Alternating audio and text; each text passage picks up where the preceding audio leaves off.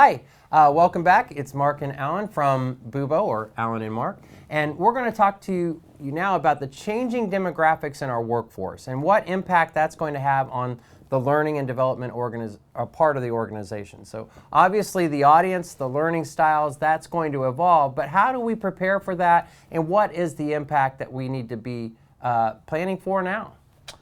Well, Mark, I'm glad you asked me that question. So here's where we are at.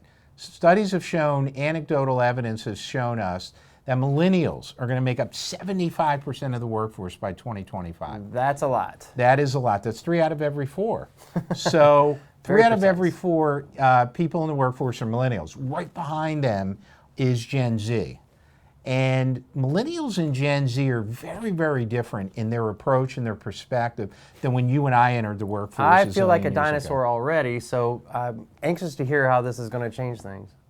Well, speak for yourself, because I don't feel like a dinosaur at all. Let me make that very clear.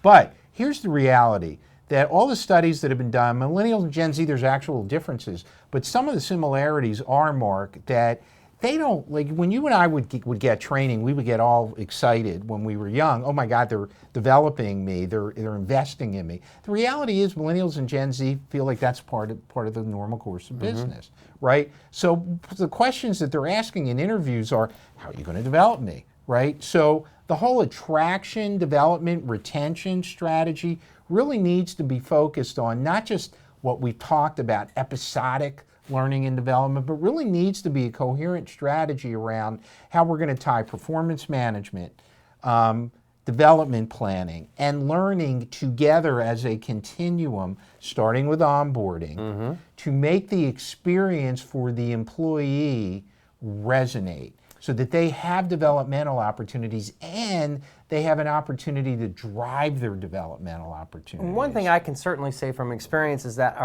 the kids I have a couple of my own in this generation, and they definitely are so used to finding what they need on their own.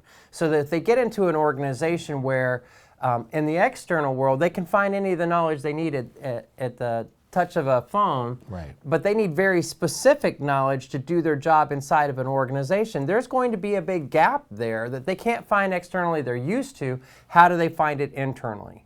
And that's exactly right. And that's why we need to co-learning and development in a way that enables them to find information at a point of need, which we've talked about recently. They can still seek out information. We just need to make it accessible and bite-sized enough for them to get it, because we have described how that actually leads to learning. Yes, and I think there's so much work that goes into the design, or the planning of that, the deployment of that, making it accessible, making it searchable, making it something that's easy for them to find. And another term that's very popular now is frictionless, where they can get to it without having to log into something, without having to ask permission, without having to enroll or be enrolled. Right. It's something that they can just get to.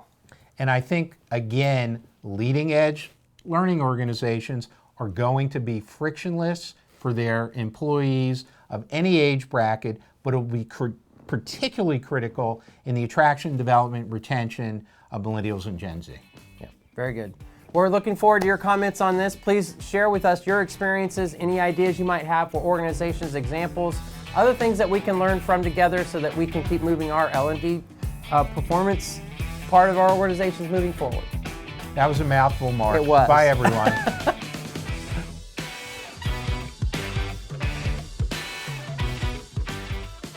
Hi everybody, we have something for you. A white paper. We all know how challenging it's been to measure the outcomes of our learning and development programs. This paper starts us down the path of some thoughts and ideas on how we can really start that process. And to have a good conversation around it with your C-suite. All you have to do is click the link, download it, read it, and let us know what you think about it. We'd love to hear from you.